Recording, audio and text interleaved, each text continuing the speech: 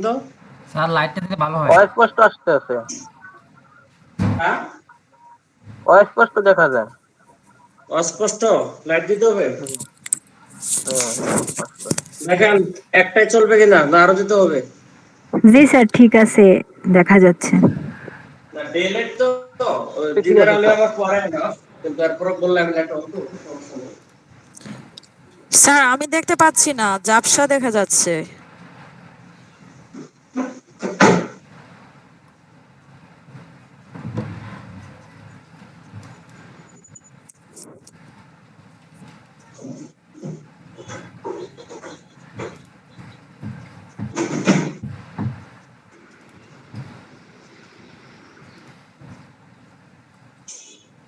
এখন দেখেন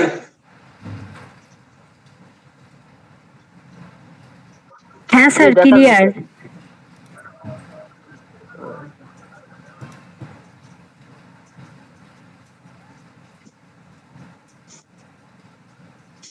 এখন ঠিক আছে সব হ্যাঁ স্যার, এখন ঠিক আছে। সাউন্ড আমি লাইট কিছু দেখতে পাচ্ছি না। মানে কিছুই না, মানে কালো দেখা যাচ্ছে। আপনি আমরা সবাই দেখতে হ্যাঁ, পাচ্ছি, কালো আপনি দেখা কেন যাচ্ছে। দেখতে পাচ্ছেন? কালো দেখা আমি গেলে তো এই সমস্যাটা আমার না।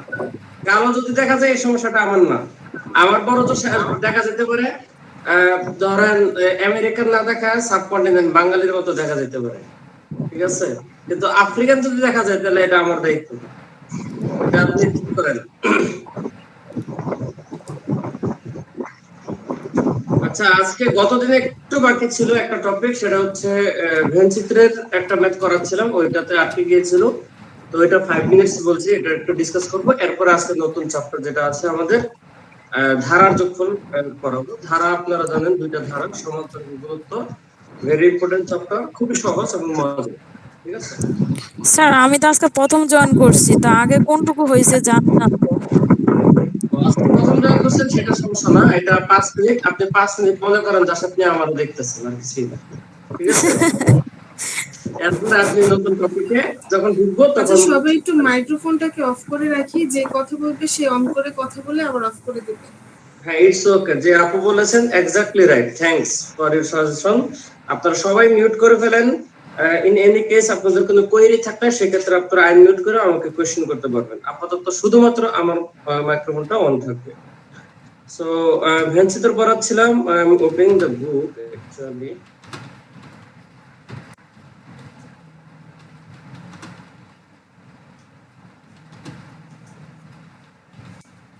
আচ্ছা ঠিক আছে।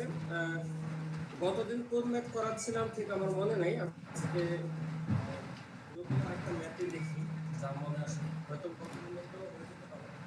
ধ্যান চিত্র পড়াচ্ছিলাম, যে কোনো একটা ম্যাথ ধরেন, আমি বলি পরীক্ষায় টোটাল 80 জন স্যার স্টুডেন্ট সাউন্ড বোঝা যাচ্ছে না, আস্তে আস্তেছে। একটা ক্লাসে মোট 80 জন স্টুডেন্ট কোন একটা পরীক্ষায় পার্টিসিপেট করবে, এটা হচ্ছে কথা। দুইটা সাবজেক্টের কথা বলা আছে, সাবজেক্ট দুটো হচ্ছে, একটা হচ্ছে ইংলিশ আর একটা হচ্ছে ম্যাথ, আমি সংক্ষেপে লিখলাম। তো এখানে পাস ব্যাপারটা, যে কতজন পাস বা অথবা কোনো গ্রেড বা ফেল যে কোনো একটা দিয়ে আসতে পারে, কখনো একটা মার্কও বলতে পারে 70 এর উপরে কতজন পেয়েছে, মানে একটা টার্গেট তাদেরকে দিবে। এই ক্ষেত্রে যেটা বইয়ে সরাসরি আছে, এদের টার্গেট হচ্ছে এ গ্রেড পাইতে হবে। 80 জন স্টুডেন্টের মধ্যে ম্যাথ এবং ইংলিশে এ গ্রেড পাইতে হবে, এটা হচ্ছে তাদের টার্গেট। এখন 50 জন দেখা গেছে ম্যাথে এ গ্রেড পাইছে, এটুকু বলা আছে। আর 10 জন হচ্ছে ম্যাথ ও ইংলিশ দুইটাতে এ গ্রেড পেয়েছে। তাহলে আপনারা চাইছে সাউন্ড কম।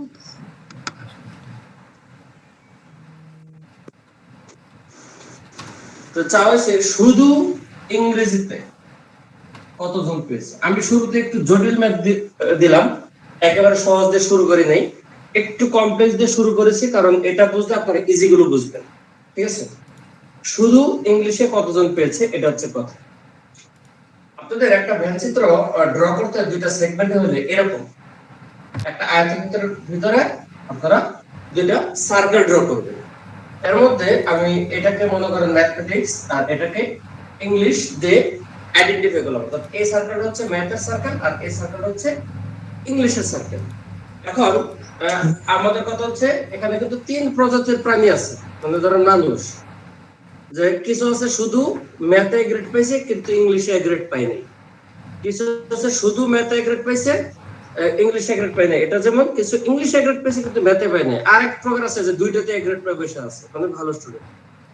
আপনার কাজ হচ্ছে 3টা বক্স, মনে করেন 3টা ঘরে না 3 জনকে বসাবেন, ঠিক আছে? এটা হচ্ছে যারা দুইটাতে পেয়েছে মিউচুয়াল।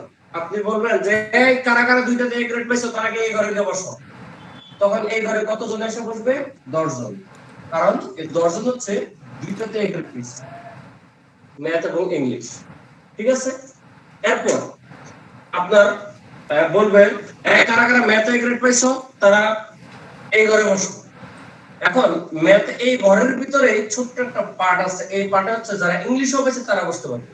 তাহলে শুধু ম্যাথে কতজন পাইছে, যে তারা শুধুমাত্র ম্যাথে পাইছে, এটা হচ্ছে শুধু ম্যাথ, ঠিক আছে? এটা হচ্ছে শুধু ম্যাথ, আর এটা হচ্ছে শুধু ইংলিশ। শুধু ইংলিশ, শুধু কিন্তু আরেকটা শব্দ আপনাদের পরীক্ষা পাইতে পারেন কেবল দিয়ে, ঠিক আছে? এটা তো হচ্ছে শুধু ইংলিশ কতজন কেবল বলতে পারে। তাহলে এই জায়গাটা কতজন বসবে কেউ বলতে পারবেন? যে এই জায়গাটা কতজন বসবে? 40 জন। কারণ আপনার টোটাল ম্যাথে 50 জন হবে, বাট উভয়ই হচ্ছে 10 জন, এই 10 জন তো চলে গেছে। তাহলে এই 10 জন ওই বক্সে চলে যাওয়ার কারণে ম্যাথে আর শুধু কয়জন রয়েছে? 10 জন চলে গেছে দুইটার মধ্যে, অর্থাৎ তারা দুই দল। তখন শুধু ম্যাথে কতজন আছে? 40 জন, ঠিক আছে? এইটুকু হচ্ছে আপনার ডাটা দেওয়া আছে আপনার প্রশ্নে। আর মোট হচ্ছে 80 হতে হবে, দ্যাট মিন্স এটার ভিতরে আপনার টোটাল আছে 80 জন। এবার বলেন এটার ভিতর আর বাহির সমান হতে হবে, বুঝছেন? টোটাল 80, তার মানে ভিতরে মিলে 80 হতে হবে। তাহলে এখন বলেন তো এই টোটাল যদি 80 হতে হয়, এখানে 40 বসছে, এখানে 10 বসছে, তাহলে এখানে কত বসবে? তো বলতে পারবেন যে এখানে কত বসবে? 30। 30 বসবে। এই 30 পাওয়ার পরে আপনি বুঝে যাবেন তাহলে শুধু ইংলিশে কতজন পাস করছে? 30 জন। আর শুধু কথাটা না বলে যদি বলতো ইংলিশে কতজন পাস করছে, তাহলে উত্তর হতো 40 জন। কারণ আমার ইংলিশে হচ্ছে কয়জন? 40 জন, আর শুধু ইংলিশে হচ্ছে 30 জন। আপনারা ম্যাথটাকে বুঝছেন? আমি আরেকটা প্র্যাকটিস করাবো, মানে এভাবে প্রশ্ন থেকে যদি এখানে ম্যাথটা আসতে পারে। স্যার লাস্টের কথাটা বুঝলাম না, যে শুধু আর যে ইংলিশ এটার মধ্যে। শুধু হচ্ছে মনে করেন আপনারা বাসার মধ্যে তরকারি রান্না করছেন, টেবিলের ভিতরে 2 জাতের তরকারি দিচ্ছেন, মাছও দিচ্ছেন মাংসও দিচ্ছেন, ঠিক আছে? এখন যদি আমার মতো একটু পেটুক টাইপের হয় তাহলে মাছও খাইবো মাংসও খাইবো। কিন্তু কিছু কিছু যেমন লেডিস টাইপের কিছু আছে যে যেটা পছন্দ হয় শুধু ওইটাই খাই নিবে, বা একটা তরকারি খেলো, শুধু মাছ খেলো, শুধু মাংস খেলো, এরকম তো হতে পারে। মানে এক টেবিলে সবাই যদি বসে সবাই তো সমান টাইপের হবে। কিছু মানুষ আছে দুইটাই খাবে, কিছু মানুষ আছে শুধু মাংস খাবে, কিছু মানুষ আছে শুধু মাছ খাবে। এখন খাওয়ার শেষে আপনি তাদেরকে যাচাই একটু অবজার্ভ করছেন, আপনি কিন্তু সার্ভ করছেন, অবজার্ভ করবেন যে কে কি খাইছে।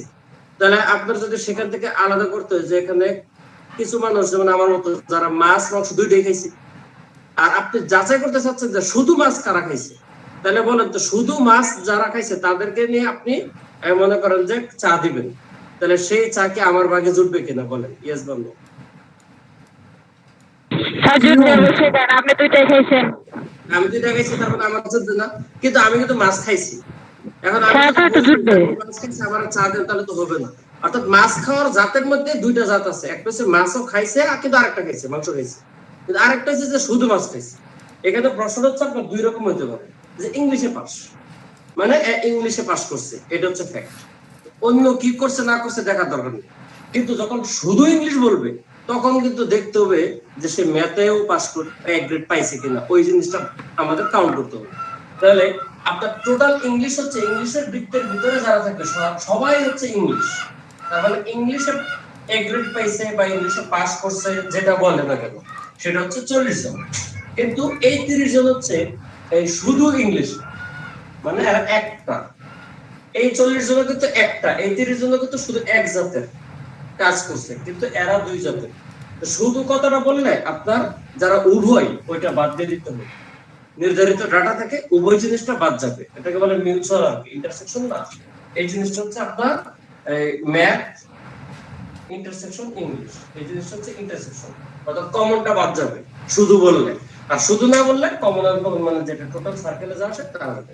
ক্লিয়ার?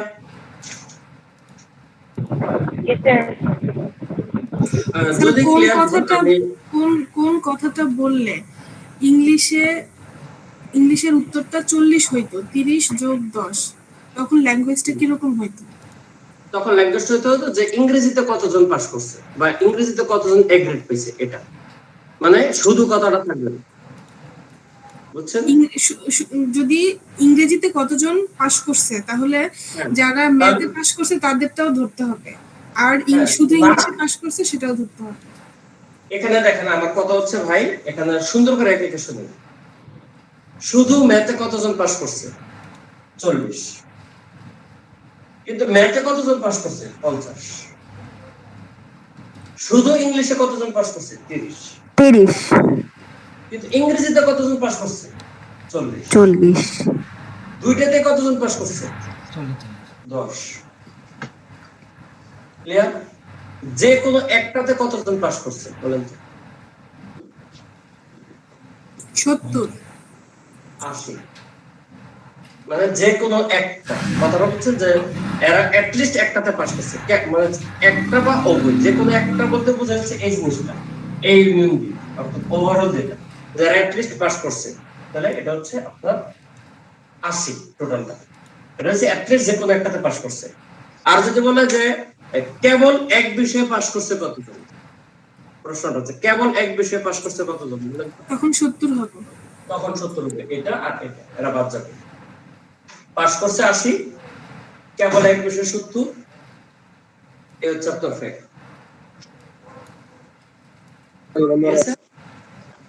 এটুকু বুঝছেন কিনা বলুন? জি স্যার বুঝছি। এবার আরেকটা ম্যাথ করাই, আমি তো আগে বলছি ইজি ইজি গুলো এমনিতে করবেন, ঠিক আছে? আরেকটা ম্যাথ করাই, এটা ম্যাথটা আমি আপনাদের গতদিন পড়াইছি কিনা জানি না, কিন্তু আজকে পড়াই, তাহলে ক্লিয়ার হয়ে যাবে আপনাদের।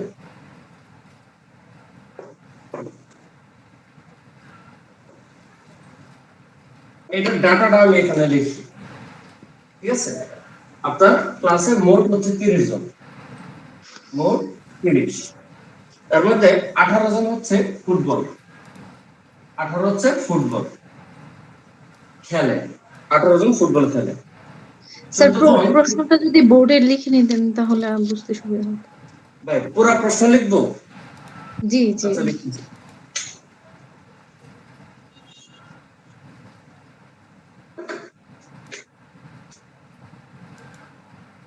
কোন ক্লাসে মোট 30 জন ছাত্র আছে, তো টানা লিখতেছি।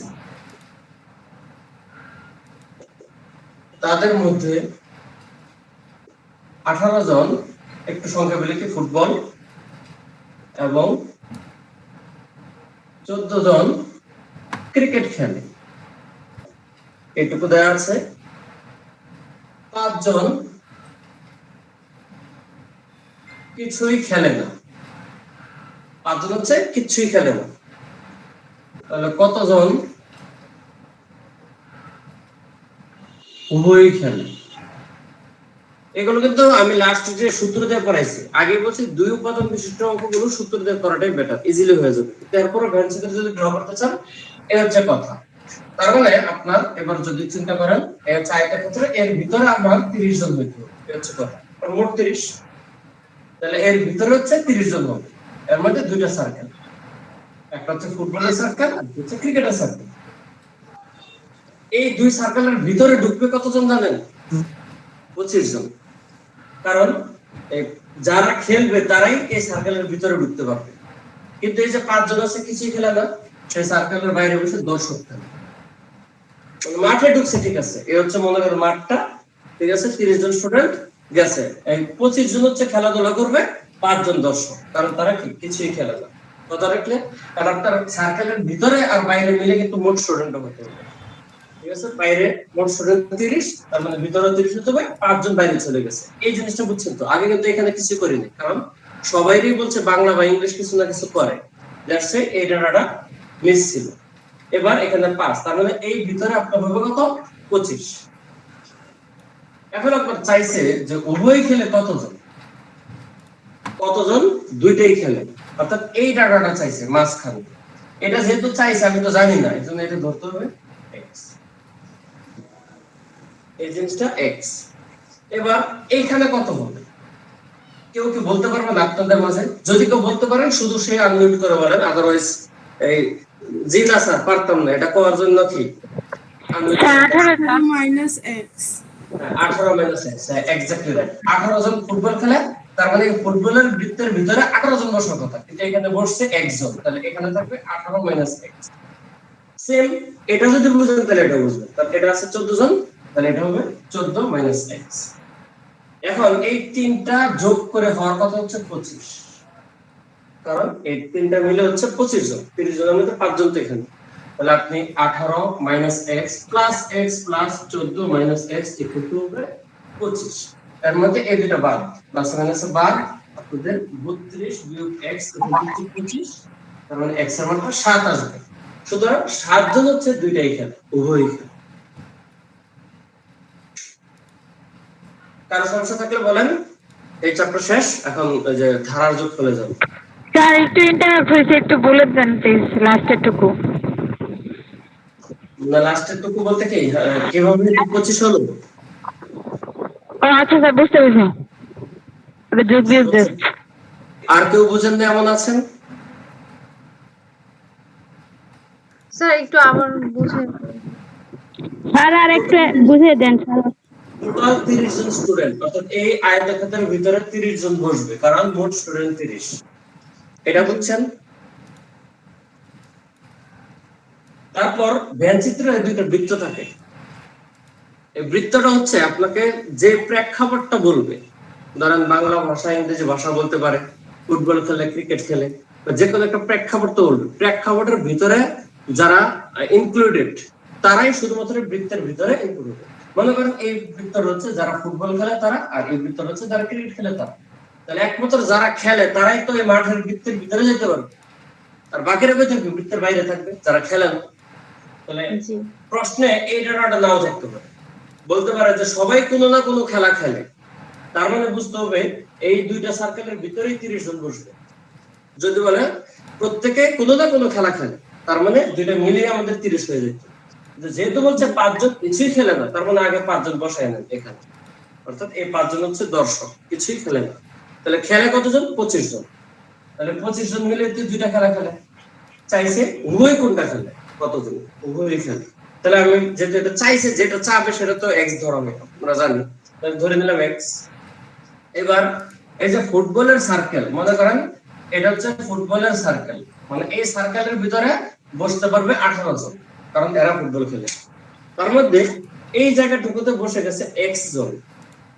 যদি এটা 5 জন হতো তাহলে আমি এখানে 13 বসাইতাম, কারণ মোট হচ্ছে 18, কিন্তু আমার তো 5 সংখ্যাটা জানা নাই, এজন্য যেহেতু ধরছি x, তাহলে এটা x হলে এটা হবে কত? 18 মাইনাস x, কারণ 18 থেকে এই x জন বাদ। এটা হচ্ছে এইটুকু কাহিনী। সিমিলারলি ফুটবল তো বলছে কয়জন? 14 জন। তাহলে ফুটবলের এই সার্কেলটা আর ক্রিকেটের এই সার্কেলটাতে বসবে কয়জন? 14 জন। এর মধ্যে বসে গেছে x, বাকি থাকে কত? 14 মাইনাস x।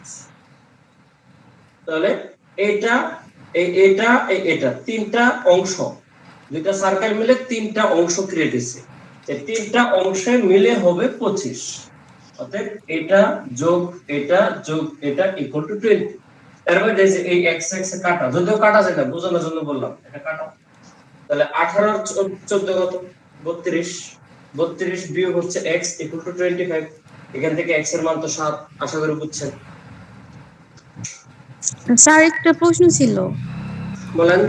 -6 থেকে +6 কি করে হলো লাস্টে? এখানে 25 থেকে 32 বাদ দিলে মাইনাস -6 ছিল না, এখন লাস্টে অ্যানসারে +x কি করে হলো? মাইনাস x ইকুয়াল টু 25 বা minus x equal to 25 minus 32 বা মাইনাস x ইকুয়াল টু -7 বা x = 7 উভয় পক্ষকে মাইনাস দিয়ে গুণ করে, অথবা এই যে এটা এখানে নিয়ে এটা ওইখানে নিয়ে গেলেন, তাহলে সরাসরি x = 7 দেখা যাচ্ছে।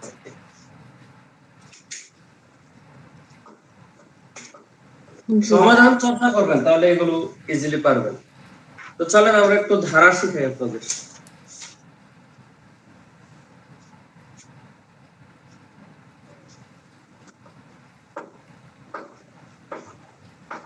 ধারা কয়টা বলেন তো, কয় প্রকারের ধারা দেখছেন?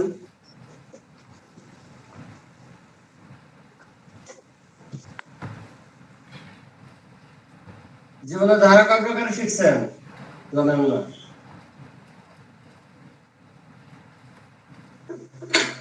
ধারা আপনারা ছোটবেলায় বইয়ে যেটা পড়ছেন, একটা হচ্ছে সমান্তর ধারা, আর একটা গুণোত্তর ধারা। আর একটা হচ্ছে গুণোত্তর ধারা। এতক্ষণে বুঝা গেছে গুণোত্তর ধারা। এখানে বিশেষ প্রার্থী আছেন কেউ? জি স্যার আছি। আপনি যদি প্রাইমারি পরীক্ষা দেন তাহলে আপনার এই দুই ধারা মানলেই চলবে, ঠিক আছে? বাট আপনি যদি বিশেষ পরীক্ষা দেন আপনাকে ধারা মানতে হবে 5টা। বুঝছেন? আরো ধারা আছে, অসীম ধারা, তারপরে আরো আছে আপনার এই যে বিশেষ ধারা। বিশেষ ধারা হচ্ছে এগুলো সমান্তর গুণোত্তর উপরে না, ওই যে বর্গ, এটা 19 এর বইয়ে আছে বিশেষ ধারাটা। আরেকটা আছে, এটা হচ্ছে বিশেষ ধারা 1, আরেকটা আছে বিশেষ ধারা 2।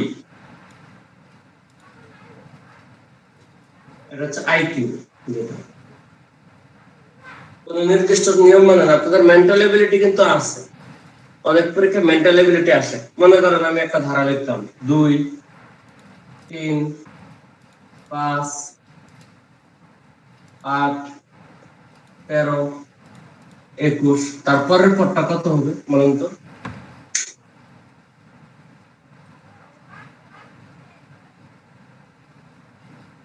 বলতে পারবেন এরপরের পরটা কত হবে? 12, 21 আর 13 যোগ করে যা হবে সেটা।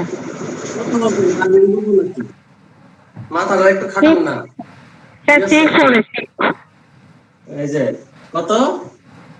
6 26 লিয়া তারপরে কত হবে শুনেন, আপনাদের খাইছে কে জানেন? আপনাদের বুদ্ধি ব্রেন কে খায় 34 বলেন? আপনাদের ব্রেন কে খায়? বা আর আমাদের 34 হবে স্যার 34।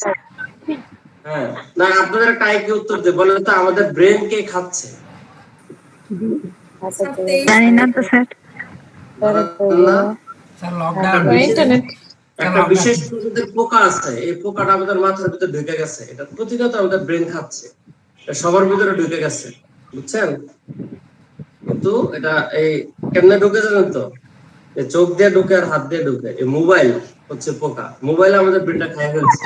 কারণ আমরা দোকানে যাই, দোকানে গিয়ে মনে করেন যে একটা বিস্কুট কিনে 25 টাকা, যদি 50 টাকা নোট দেই তাহলে দোকানদার যে ফেরত দেবে 25 টাকা, এটা মোবাইলে দেই 50 টাকা দিছি, 25 টাকার দাম আর 25 টাকা পাবো। আমাদের ব্রেনটা সেরকম হয়ে গেছে। এখন 7 লগে 12 যোগ করতে গেলে আমরা মোবাইল ইউজ করি। এই জন্য আমরা সিম্পল জিনিসটা দেখবো যে 13 যোগ করলে স্যার যত হয় তত, ঠিক আছে? এই তত যে 34 সেটা বের করতে আপনাদের মনে করেন যে মোটামুটি গাম ছুটে গেছে। তো সিম্পল যোগ। কিন্তু আপনার দাদা আর নানা যদি কেউ বাচ্চা থাকে আপনাদের, ঠিক আছে, এদেরকে জিজ্ঞাসা করবেন যে 17 টাকা কেজিতে, ঠিক আছে, 17 টাকা কেজিতে 83 কেজি বেগুনের দাম কত? দেখবেন সর্বোচ্চ 3 থেকে 4 সেকেন্ড লাগবে বলে দিবে। কেমনে ধরেছে? 17 সাথে 83 গুণ দিছে না, তারা বলে দিতে পারবে 3 থেকে 4 সেকেন্ডে যায় এত টাকা, কারণ তারা মোবাইল ইউজ করছে।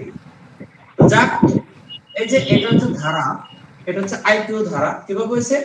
সবসময় দুইটা পদ যোগ করে পরের পদটা হয়েছে 2 আর 3 5, 5 আর 3 8, 8 + 13, 13 8 21, 21 আর 13 হচ্ছে 34।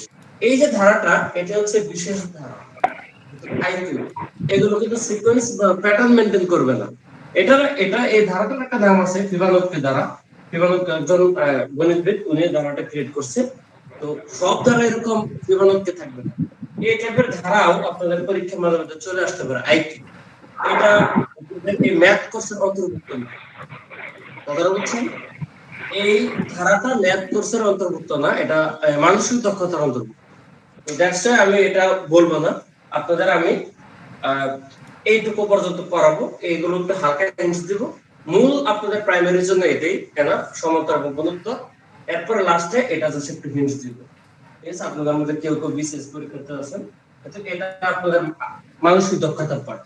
তো এটা বাদ, আমরা আগে এই দুইটা ধারা আগে শিখব। সমান্তর এবং গুণোত্তর ধারা বলতে কি? ধারা মানে একটা চলমান পথ। ঠিক আছে, আপনি কি সিস্টেমে সামনে যাচ্ছেন। তো দুইটা সিস্টেম আছে, একটা হচ্ছে নির্দিষ্ট সংখ্যা যোগ হইতে হইতে। ধরেন 2 এর সাথে আমি 3 যোগ করলাম 5 হলো, 5 এর সাথে আরো 3 যোগ করলাম 8 হলো, 8 এর সাথে আরো 3 যোগ করলাম 11 হলো। এই সিস্টেমে যে যাচ্ছে, যদি এই ধারাটা যদি মেইনটেইন করে, তাহলে এটাকে বলে সমান্তর ধারা। সমান্তর শব্দটাকে ভাঙলে দুইটা ওয়ার্ড পাওয়া যায়, একটা হচ্ছে সম আর একটা হচ্ছে অন্তর। অনেক কিছু বাইরে থেকে। ঠিক আছে, সম অন্তর একসাথে সন্ধি বিচ্ছেদ হয়ে গেছে সমান্তর। তাহলে অন্তর মানে আরেকটা সমার্থক শব্দ আছে, অন্তর মানে কিন্তু বিয়োগ। তার মানে সমান সিস্টেমে বিয়োগ হতে গেলে হয়ে হয়ে যে জিনিসটা হয় সেটা হচ্ছে সমান্তর। ঠিক আছে, এখন বলতে পারো স্যার আপনি তো যোগ করে করে করছেন, তাহলে এটা আবার বিয়োগ কেমন হবে? এখন দেখেন এটাও এক প্রকার বিয়োগ। আপনি যদি এটা মাইনাসের প্রেক্ষাপটে কনভার্ট করেন তাহলে হবে। তো আপনাদের এত থিমেটিক হইতে বুঝতে হবে না যে ব্যাকগ্রাউন্ড স্টোরি কি, নাম দেওয়ার আপনাদের থিমটা বুঝতে চলছে। এখন এরকম যদি হয়, ধরেন 2 যোগ 5, এইটুকু স্যার মেইনটেইন করছে, 3 যোগ করছে, 3 যোগ করে 8 বানালাম, 8 যোগ করে 11 বানালাম, এরপরের পরটা 14 হওয়ার কথা কিন্তু 15 লিখে দিলাম, তখন এটাকে কিন্তু আর সমান্তর ধারা বলতে পারবেন না। সমান্তর ধারা মানে আপনার এই ধারার যতটুকু অস্তিত্ব থাকবে। এখন পদ আমি এখানে 5টা লিখেছি, এরকম কোনো ধর্মতা নিয়ম নাই। আপনার যদি 5000 পদও লেখেন, এই 5000 পদই এই বৈশিষ্ট্য যদি এর মধ্যে যদি যে কোনো একটা পদ তার বৈশিষ্ট্য ছুটে যায়, তখন আর এই ধারার নাম সমান্তর হবে না।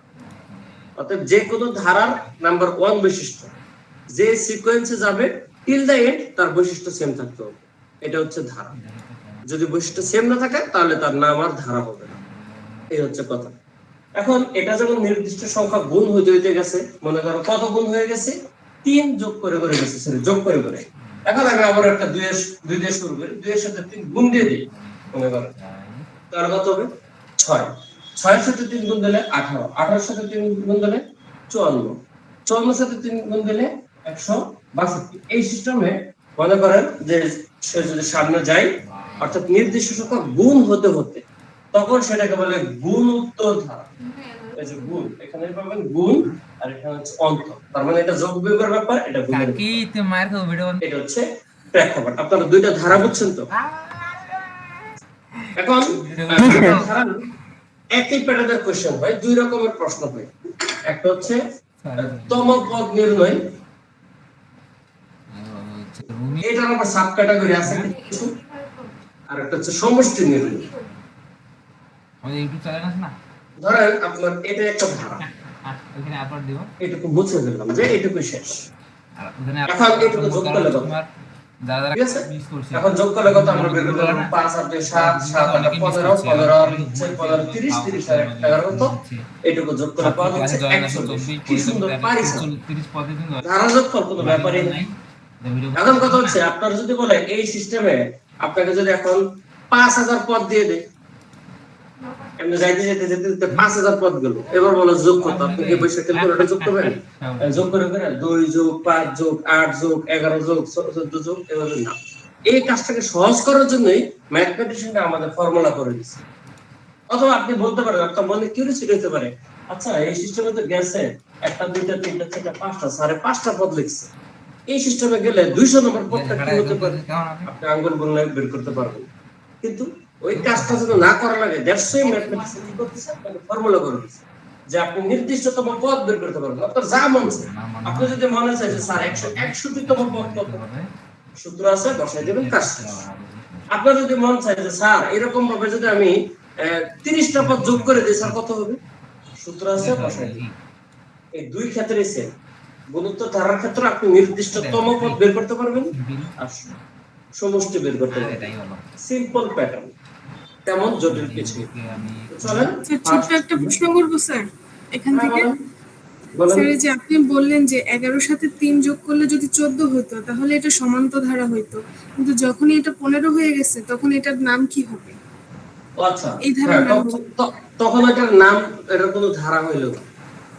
আমি তো কথাটা বলছি, ধরেন এটা 14 দিয়ে তো এটা সমষ্টি সূত্র দিয়ে বের হবে, কথাটা 15 রয়ে গেছে, ক্লাস তাহলে এটা জানি, কত ক্লাস চলে শুরু। যদি আমি এখানে 15 দেই তখন আর এটার নাম ধারা হবে না, ঠিক আছে? বেসিক্যালি ধারা হবে না, বেসিক্যালি ধারা হবে না, কোনো মামনি ক্লাস করব, ঠিক আছে? এখন আপনি বিশেষ ধারাতে ফেলতে পারেন কিনা দেখতে হবে। বিশেষ ধারা মানে কি? তার নির্দিষ্ট কোনো প্যাটার্ন নাই, যে প্রশ্ন করছে সে নিজে নিজে মনে মনে ভাবে একটা ধারা বানাইছে। মনে করেন আমি একটা ধারা বানাই, করে বাবা ক্লাস না করলে সাথে জীবন করে বাবা না জীবন থাকে 2 3 চাকরি ক্লাস 5 চাকরি পরীক্ষা হয় না চাকরি 8, ঠিক আছে? তারপর হচ্ছে ক্ষমা 8 পাস করলো মনে করে, এখন তো চাকরি পরীক্ষা দিতে হবে না, 13। বলেন তো পরের পরটা কি হবে? সবচেয়ে হার্ড 20 বার দিয়েও পাস হবে, এটা কিন্তু একটা ধারা, ক্লাস হবে ঠিক আছে? এটা কিন্তু একটা ধারা বলতে পারেন, কিন্তু বিশেষ ধারাতে পড়ে গেছে। এগুলো আইকিউ ধারা। দুনিয়াতে যা ধারা আছে এই নির্দিষ্ট 4টা ধারার প্যাটার্ন আছে। বিশেষ 1, অসীম, সমান্তর, গুণোত্তর, বাইরে সব ধারাকে চলে যাবে বিশেষ ধারা। এটার বৈশিষ্ট্য আপনারা ধরতে পারবেন না, এগুলো কিন্তু মানুষের দক্ষতা পারতে হবে, বিশেষ করে যারা বিশেষ প্রার্থী তাদের তো অবশ্যই পারতে হবে। এটা দ্বারা সিগনিফিকেন্স যে এটা মেইনটেইন প্রাইমারি চাকরি ক্লাস না মাস্টার বুঝার ঠিক আছে? এক পদ পর পর একটা মেইনটেইন করতেছে, যেমন এক পদ পর পর 3 এর সাথে 5 যোগ করলে 8, 8 এর সাথে 5 যোগ করলে 13, এর একটা ধারা হইতেছে।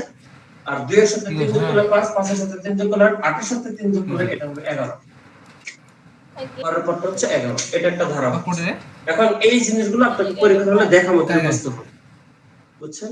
এগুলো মেন্টাল অ্যাবিলিটি কোর্স, ম্যাথমেটিক্স এর ভিতরে পড়ে। দ্যাটস ওয়াই এই জিনিসগুলো স্যার, হ্যাঁ, বলেন। আপনার কি কোনো ইউটিউব চ্যানেল আছে ম্যাথের উপর? না ভাই, আমার চেহারা সুন্দর না, তো ইউটিউব চ্যানেল করতে গেলে একটু চেহারা সুন্দর লাগে, জানে মানুষ দেখে না। আপাতত নাই, ভবিষ্যতে হবে। জি স্যার।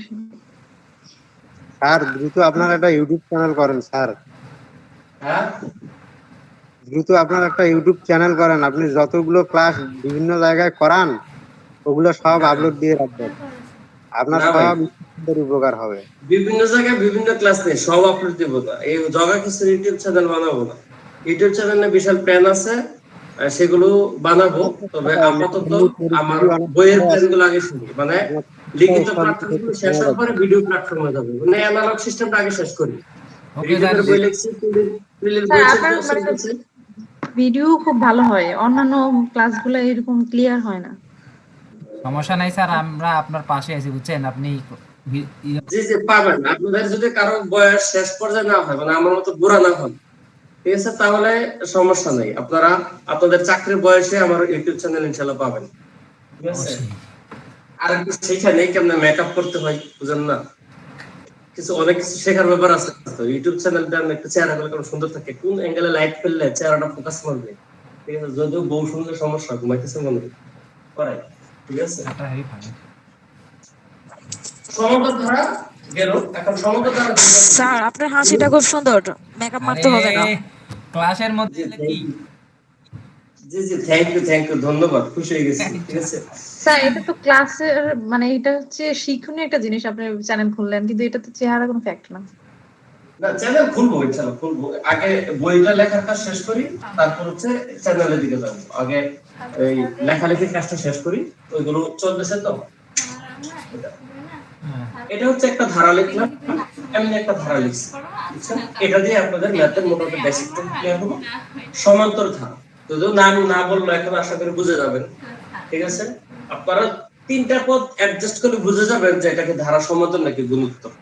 ধরেন 1 এর সাথে 4 এর 2টা সম্পর্ক ডেভেলপ করা যায়, একটা হচ্ছে যোগের সম্পর্ক, একটা হচ্ছে গুণের সম্পর্ক। আমি যদি গুণের সম্পর্ক তৈরি করি, তাহলে 1 এর সাথে 4 এর গুণের সম্পর্ক হচ্ছে 4 দিয়ে গুণ। খোলায়, হ্যাঁ তাহলে এটার সাথে যদি 4 দিয়ে গুণ দিলে পরের পদটা হয়, তাহলে বুঝতে পারতাম এটা গুণোত্তর ধারা। এই যে এটা শুধু না, অতএব এটা গুণোত্তর হবে না। তাহলে গুণোত্তর ধারার কাহিনী বা এবার আসেন বিয়োগ বা যোগগুলোর সমান্তর ধারা। হেভি শিখলাম তাহলে 1 এর সাথে 4 এর সম্পর্ক হচ্ছে 3 যোগ হয়ে 4 হইছে, তাহলে এর সাথে আরো 3 যোগ করলে পরের পদটা পাই কিনা? পাইলাম। দ্যাট মিন্স এটা হচ্ছে সমান্তর। জি, সমান্তর ধারা। তো পরীক্ষার পর প্রশ্নের ধারা বলেই দিবে মোস্ট অফ দা কেস, নাও বলে এরকম থাকতে পারে যে এটা ইকুয়াল টু 1, তখন আপনাদের ধারা বুঝতে হবে। কারণ সমান্তর ধারার এক সূত্র, গুণোত্তর ধারার এক সূত্র, সমষ্টি বের করা। ডাইরেক্ট ইকুয়াল হোয়াট মানে কিন্তু এটা সমষ্টি বের করা, অর্থাৎ যোগফল বের করা। এটার নাম হচ্ছে ধারার যোগফল, চ্যাপ্টারটার নাম যে ধারার যোগফল, এই জন্য আসছে তার সমষ্টি বের করা। সেই ক্ষেত্রে আপনাকে ধারা বুঝে ফর্মুলা অ্যাপ্লাই করতে হবে। ঠিক আছে, দুই রকমের প্রশ্ন 9 এর বই আছে, আপনাদের বেসমেন্ট 9 এর বই। তো আসেন সমান্তর ধারার n তম পদ, ঠিক আছে, n তম পদের সূত্র হচ্ছে a n - 1 * d। আর সমান্তর ধারার সমষ্টির সূত্র হচ্ছে, সমষ্টির ইংলিশ হচ্ছে সামেশন। এই সামেশন অফ n দিয়ে বোঝা যাচ্ছে n তম পদের সামেশন। এটার ফর্মুলা হচ্ছে n/2 twice a n - 1 * d। এই দুটো সূত্র আপনাদের ডাইরেক্ট মুখস্থ করতে হবে। প্রমাণ আছে 9 এর বইয়ে, প্রমাণ নট নেসেসারি, ডাইরেক্ট সূত্র দুটো মুখস্থ করবেন। একটু লিখে নেন, এই সূত্র দিয়ে হচ্ছে সমান্তর ধারা। সমান্তর ধারা কিন্তু আর স্যার ব্ল্যাকবোর্ডে যে লিখছেন সাইডের লেখাগুলো বুঝি না, মানে আসে না ব্ল্যাকবোর্ডে। হ্যাঁ হ্যাঁ স্যার, হ্যাঁ। কারণে আসে না নাকি? স্যার ঠিক আছে, আপনি জুম আউট, জি স্যার, আমরা দেখতে, আপু জুম করেন তাইলে হবে। জুম আউট করেন।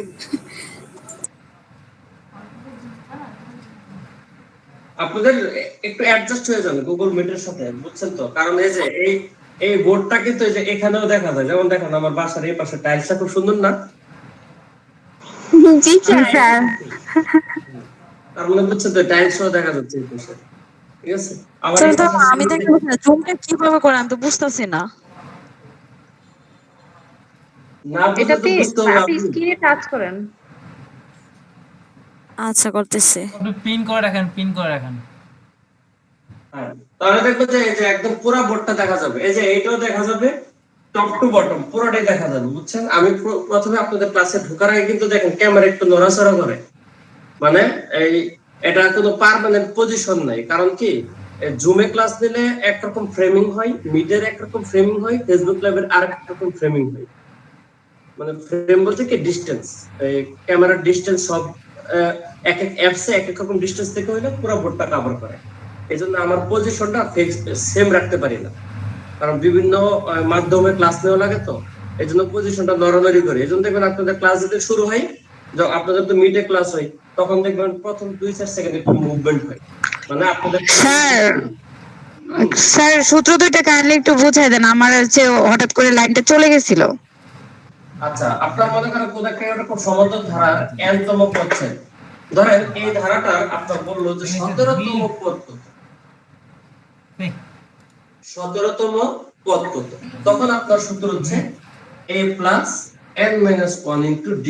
কোন নির্দিষ্ট পদ বের করতে গেলে এই সূত্র লাগবে, a n - 1 * d। এখন এই সূত্রটাতে কিছু সংখ্যা আছে, যেমন শুধু একটাই আছে 1, আর কিছু বর্ণ আছে। বর্ণ কয়টা আছে? 3টা, a n d। এখন এই 3টা কি বুঝাইতে চাইতেছে? এদের মনের ভাষাবস্তু। ঠিক আছে, a মানে হচ্ছে প্রথম পদ, অলওয়েজ, এটা টেনশন ফ্রি, বের করা লাগে না, প্রশ্ন দেওয়া থাকে ডাইরেক্ট খালি বসাই দিই। প্রথম যেটা থাকবে এটা হচ্ছে a। d হচ্ছে ডিফারেন্স, মানে ব্যবধান। d হচ্ছে ব্যবধান, ডিফারেন্স। এখন স্যার ডিফারেন্স এর কি কাহিনী আছে? আমাকে ক্লাস লাগাইতেন, দেখেন আমি 1 থেকে 4 বিয়োগ করলে কত হবে? -3। আর আমি যদি 4 থেকে 1 বিয়োগ করি তাহলে কত হবে? 3। তাহলে 3 আর -1 দুইটার অবশ্যই আলাদা ভ্যালু। এখন d এর ভ্যালু ও কি বোঝায়? ও অলওয়েজ বোঝায় এটা, অর্থাৎ পরের পদ থেকে আগের পদ বিয়োগ। এটা এই না যে অনেকে আপনাদের শিখাবে যে দ্বিতীয় পদ থেকে প্রথম পদ বিয়োগ, এরকম কোনো নিয়ম নেই। আপনার যেখানে মন চায় আপনি যদি এখান থেকে এখানে বিয়োগ দেন তাও সেম আসবে। অর্থাৎ 10 থেকে 7 বিয়োগ দিলে কত? 3। 7 থেকে 4 বিয়োগ দিলে কত? 3। 4 থেকে 1 বিয়োগ দিলে কত? 3। অর্থাৎ এই ডিফারেন্সের ফর্মুলাটা হচ্ছে পরের পদ বিয়োগ পূর্বের পদ। এটা হচ্ছে ম্যাথমেটিশিয়ানের থিওরি। কিন্তু আমাদের 9th এর বইও প্লাস অনেক টিচার কেন এটা আপনাদেরকে জানেন যে দ্বিতীয় পদ মানে প্রথম পদ শেখায়? কারণ পরের দিকের পদগুলো ধারাতে একটু বড় হতে থাকে, আর বড় পদের যোগ বিয়োগ আমরা প্লাস লাগাই ফেলি, এই জন্য সহজভাবে আমাদের শিখে ফেলে দ্বিতীয় পদ মাইনাস প্রথম। তো আপনারা যেমনি মাথায় ঢুকে ওইটাই শিখেন। আমার কথা হচ্ছে ডি বের করতে পারলেই আই থিঙ্ক কারো প্লাস লাগবে না। এরপর হচ্ছে আপনার এন দরকার। এন হচ্ছে আপনার নাম্বার, ঠিক আছে? আপনি কোন নাম্বারটা বের করতে চাচ্ছেন? যেমন আমাদের এই কাঙ্ক্ষিত নাম্বারটা কত? 17 তম পদ। যততম পদ তত হচ্ছে এন এর মান, ঠিক আছে? এন হচ্ছে যততম পদ, যততম পদ, এটা হচ্ছে আপনার এন এর ভ্যালু। অতএব এই তিনটা ডাটা যদি আপনি ঠিকমতো বের করতে পারেন তাহলে আপনার ম্যাথ সহজ, কারণ ফর্মুলা একটাই। এবার আপনারই বলেন 17তম পদ কি হবে? এটা আশা করি লিখছেন, আমি এখন মুছে ফেলি। 17তম পদ বের করতে গেলে আমাদের a এর মান কত? 1 প্লাস এটা কত? 17 মাইনাস 1, কারণ n এর ভ্যালু হচ্ছে 17 বিয়োগ 1 ইনটু ডিফারেন্স অর্থাৎ 10। তাহলে 1 প্লাস 17 থেকে 1 গেলে কত? 16 ইনটু 3, তার মানে 1 প্লাস 3 16 48 ইকুয়াল টু হচ্ছে 49। সুতরাং এই ধারাটার 17তম পদ হচ্ছে আমাদের 49, যা আমরা চোখে দেখতেছি না, মাঝখানে কোথাও না কোথাও আছে। তো এখন যদি আপনি 17তম পদ বের করতে পারেন, আপনারা 18 বলুক, 12 বলুক, 10 বলুক, যে কোনো তম পদ পারবেন না ইনশাআল্লাহ? জি স্যার। জি স্যার। তাহলে এটা একটা ব্যাপার গেল, আমরা যে কোনো তম পদ বের করতে পারবো। এবার আপনাকে বলছে এই সমান্তর ধারার সমষ্টিটা বের করতে। এখন এই সমান্তর ধারার সমষ্টির আগে আপনাদের আগে বলি, ধরেন আপনি বললো যে 12 পদের সমষ্টি বের করো, যে 12 পদের সমষ্টি বের করো। আমি এই অঙ্কটা শেষ করতেছি না, 12 পদের সমষ্টি এই যদি বলেন তাহলে সমষ্টি সূত্র লাগবে আপনার। তাহলে সমষ্টি সূত্র উপরে লেখা আছে, কি আছে? n/2 twice a plus n minus 1 into d। তাহলে এখানকার a আগের মতোই প্রথম পদ a, d আগের মতোই ডিফারেন্স, আর n কত? যতটা পদের সমষ্টি বের করতে বলবে n এর মান হচ্ছে তত। তাহলে আমি বলছি কত পদের সমষ্টি? 12 পদের। তাহলে আপনি n এর মান 12 বসাই দিবেন, 12/2 2 into a, এর মান হচ্ছে স্যার এটাতে আরেক সূত্র কেন? এটা সমষ্টি বের করতে হচ্ছে। একটা হচ্ছে 12তম পদ, খেয়াল করবেন, একটা হচ্ছে তম পদ, স্পেসিফিক একটা পদ চাইছে, আর একটা হচ্ছে সমষ্টি চাইছে, যে যোগ করলে কত। জি বুঝছেন তো? ক্লিয়ার ব্যাপারটা? মানে স্যার প্রথম থেকে 12 পদের সমষ্টি মানে টোটাল। হ্যাঁ হ্যাঁ, ধরেন আপনার ছোট্ট একটা ব্যাংক আছে, ঠিক আছে? আপনার ভবিষ্যতে মনে করেন বাচ্চা কাচ্চা হইবে বা অনেকের আছে। আপনি চিন্তা করলেন যে বাচ্চার জন্য প্রতি মাসে আপনি টাকা জমাবেন। আপনি চিন্তা করলেন যে আপনি প্রতি সপ্তাহে, ধরেন এই সপ্তাহে যত ফেলবেন আগামী সপ্তাহে তার ডাবল ফেলবেন, মনে করেন এরকম। বা একটা নির্দিষ্ট টাকা যে চিন্তা ভাবনা করলেন যে আমি 10 টাকা বেশি ফেলবো, আগের দিনের চেয়ে 10 টাকা বেশি ফেলবো, আপনি এরকম বললেন। এখন তাহলে এরকম ভাবে যদি ফেলেন তাহলে 17 নম্বর দিনে আপনার কত টাকা ফেলতে হবে আপনি কিন্তু বের করতে পারবেন, যে একটা নির্দিষ্ট টাকা আপনার ফেলতে হবে। তো মাস শেষে আপনার যদি চিন্তা করতেছেন যে আমার কত টাকা জমলো, তখন কি ব্যাংকে সব টাকা যোগ করবো না? ব্যাপারটা এরকমই, যে একটা হচ্ছে আমার স্পেসিফিক মোমেন্টে ওই পদটা কত। যেমন আমাদের বলছি যে 17তম পদ কত বা 12তম পদ কত, তখন একটা পদ আসবে, আগে বেশি কিচ্ছু আসবে না, ওইটা আসবে। আর সমষ্টি কথাটা মানে হচ্ছে আপনাকে সব যোগ করতে হবে। 12টা পদের সমষ্টি মানে শুরু থেকে 12টা পদ আপনাকে যোগ করতে হবে, এটা হচ্ছে কথা। সমষ্টি সূত্র একটা, তম্বপদের সূত্র একটা। n যততম পদ বলবে তখন n যত পদের সমষ্টি বলবে n হচ্ছে পদের সাথে রিলেটিভ। a আর d এটা পার্মানেন্ট। তাহলে a1 d হচ্ছে 12 বিয়োগ 1, d হচ্ছে 3। এখন এটা একটু ক্যালকুলেশন করলে 12 কে 2 দিয়ে কাটলে কত? 6। এটা হচ্ছে 2 প্লাস একটু জানি 12 থেকে 1 গেলে 11, 11 কে 3 দিয়ে গুণ দিলে 33। আর একটু ক্যালকুলেশন যদি সিম্পল করে ফেলি, 33 এর 2 কত? 35। ঠিক আছে? 35 কে 210।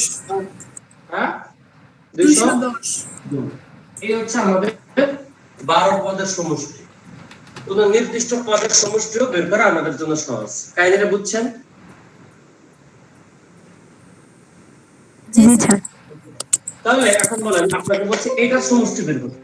এখন স্যার সমষ্টি বের করতে গেলে আমাদের সমষ্টি সূত্রটা মাত্র শিখলাম, এই সূত্রে আমাদের একটা n লাগে। সেই n এর আমরা হচ্ছে স্যার এর মান 1, d এর মান 3 বুঝছি। কিন্তু স্যার এটার মধ্যে n কত বসাবো, কত পদের সমষ্টি n কত বসাবো আমি জানি না।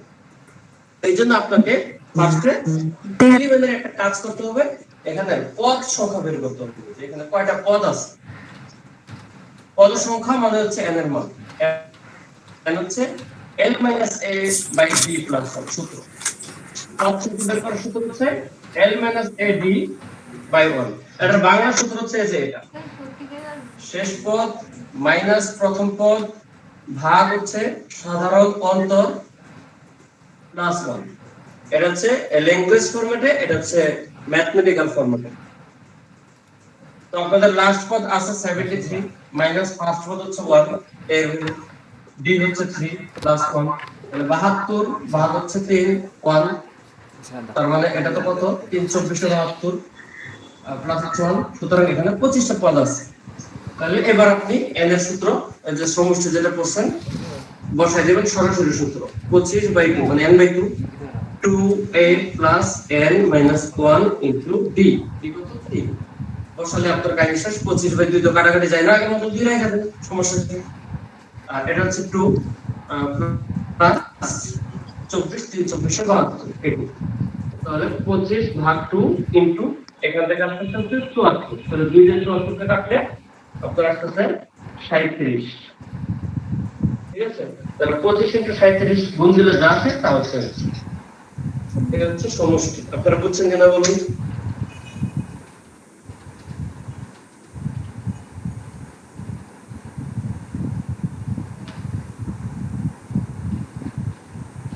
আর সমস্যা আছে বলেন?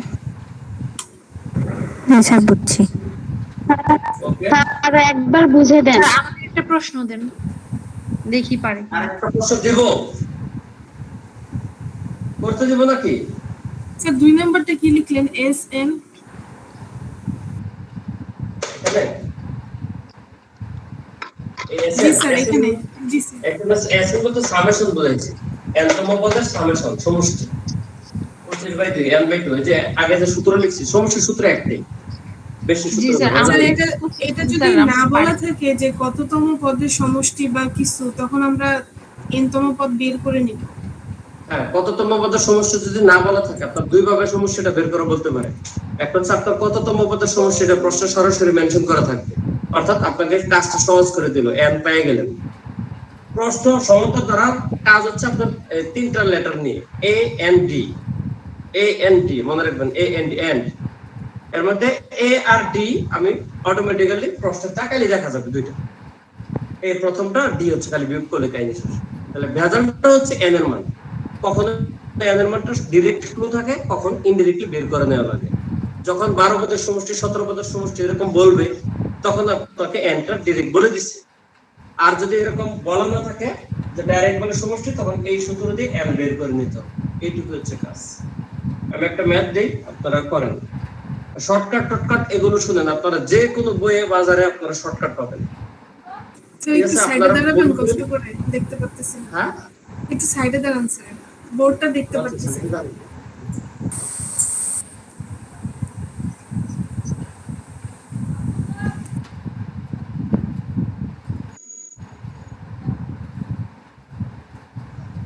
স্যার কি বলতেছিলেন স্যার? বলছি আপনারা যে কোনো বই ফলো করলে এই শর্টকাট বা ম্যাথ কেমনে করে সবই পাবেন। যে কোনো বই বাজারে যদু মধু পদে যা খুশি তা হবে, সব বই ম্যাথ আছে। আপনাদের ক্লাসে জাস্ট এটা বোঝার চেষ্টা করবেন আমি কি বলতেছি বুঝেন কিনা।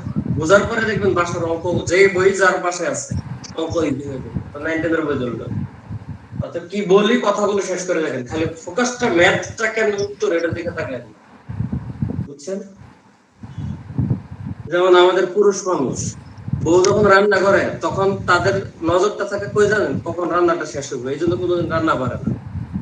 কিন্তু যদি 2 দিন দেখে যে রান্না কেমনে করে তাহলে কিন্তু রান্না শিখে যায়, তখন কিন্তু বউয়ের পাওয়ার থাকে না, তখন কিন্তু গুসা করলে খাওয়া স্যার, নিজে রান্নাটা মনোযোগের বিষয়। কি? রান্নাটা যে কোনো জিনিসই মনোযোগের বিষয়। হ্যাঁ হ্যাঁ, স্বাভাবিক। যে কোনো জিনিস মনোযোগ দিলে আপনি পারবেন। ঠিক আছে, কিন্তু বি স্যার এর আমার একটা প্রশ্ন ছিল। জি করেন। স্যার যদি পদ সংখ্যা মানে n এর মান দেওয়া না থাকে বের করতে হয় তাহলে কি স্যার এই নিচে দুইটা সূত্র ব্যবহার করব? দুইটা সূত্র করে দিলাম, সূত্র তো সমষ্টির একটাই। আচ্ছা আমি আপনাদের দুইটা অঙ্ক দিই, তাহলে বুঝতে পারবেন। ঠিক আছে, 5 plus 9 plus 13 plus 17 plus dot dot dot dot dot, পিছনে কিছু দিলাম। এটার বললো যে আপনার 12 পদের সমষ্টি কত। 12 পদের সমষ্টি কত? দেখেন আপনার এখানে a এর মান হচ্ছে 5, b এর মান হচ্ছে 4, 9 থেকে 5 গেলে 4, n এর মান হচ্ছে 12। তিনটা মান পেয়ে গেলাম না? কার সমস্যা আছে? হ্যাঁ স্যার আমরা করি অঙ্কটা। এবার সমষ্টি বের করেন। তিনটা পদ সিম্পল পেয়ে গেলেন, a মানে প্রথম পদ, d মানে ডিফারেন্স, পরেরটা থেকে আগেরটা মাইনাস, আর যততম পদের সমষ্টি হবে তত। তাহলে ইজিলি আমি n পেয়ে গেছি, পরে শুধু সামনে সামনে ফর্মুলা।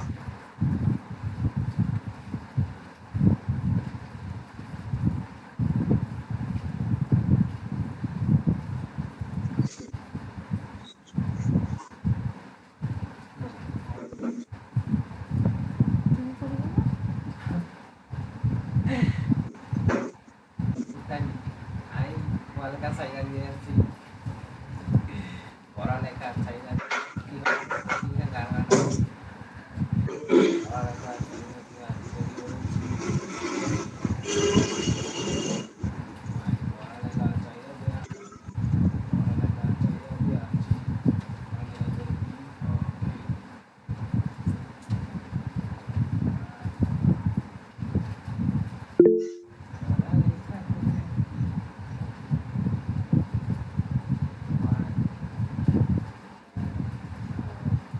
স্যার 324।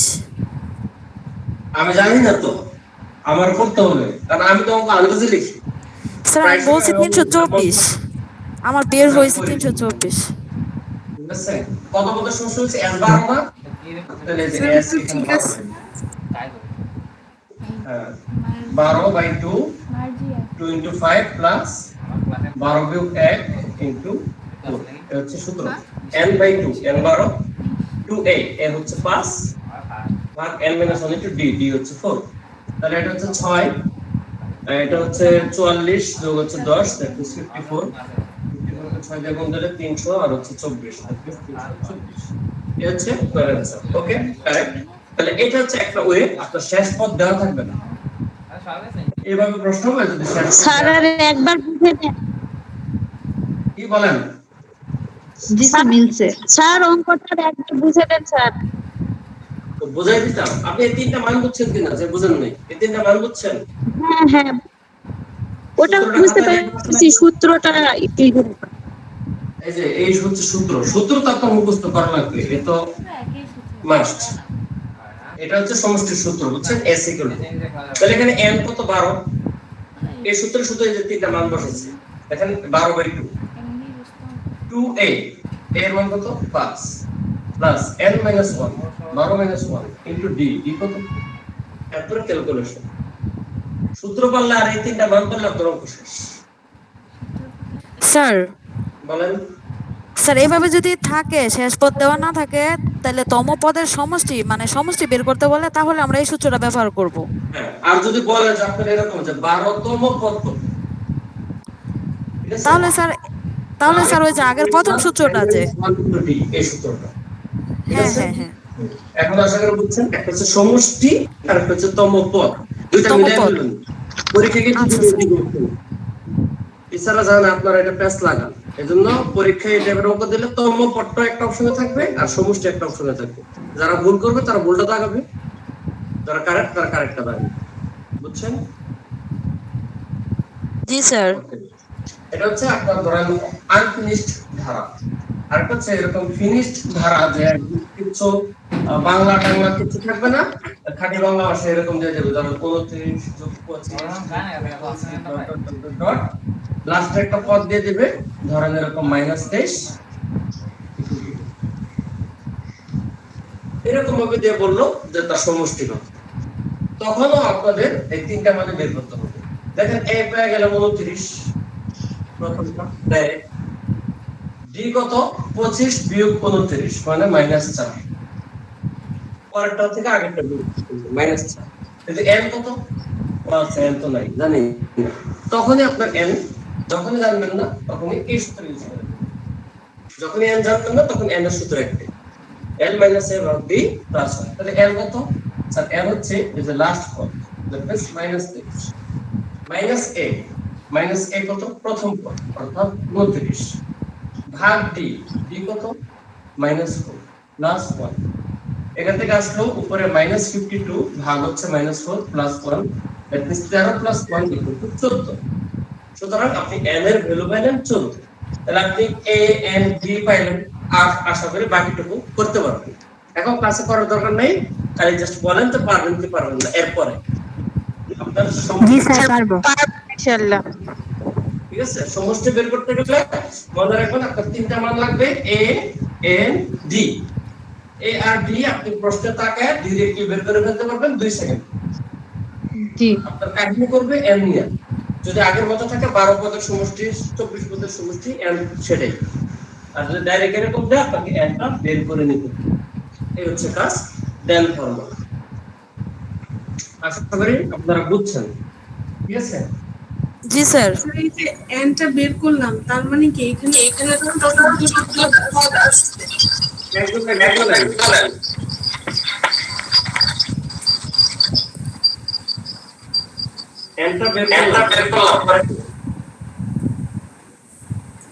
এই n টা মানে পদগুলো আসছে। আচ্ছা কথাটা রিপিট হচ্ছে আমি বুঝতেছি না আপনাদের কি সেম মিউট করুন সবাই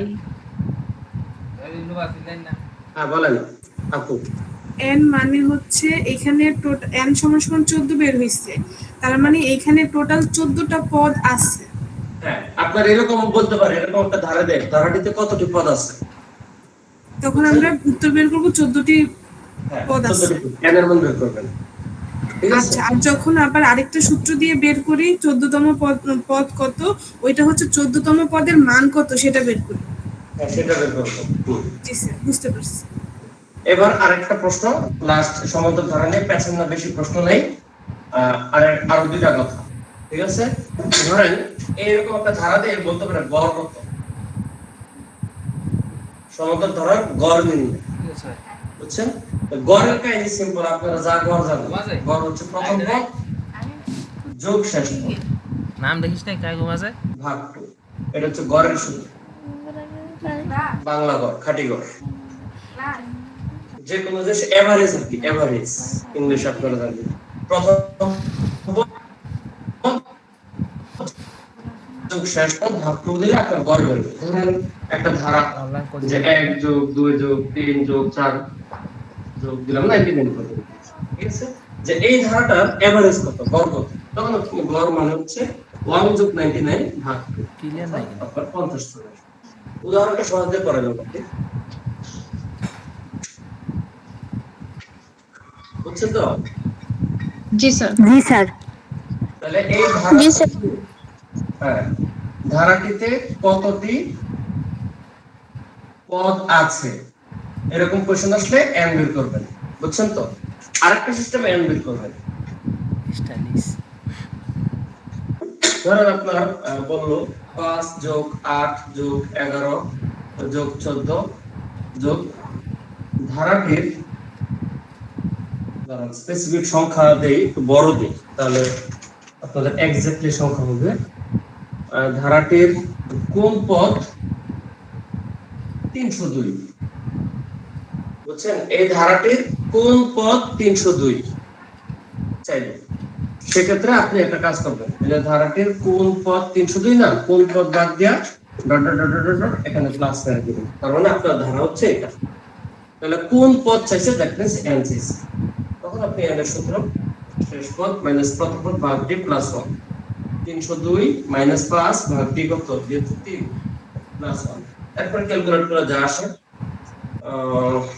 5 গেলে 297 297 কে 3 দিয়ে ভাগ করলে 99 99 যোগ 1 অর্থাৎ 100 এটা হচ্ছে आंसर বুঝা ধারাটার 100তম পদ হচ্ছে 302।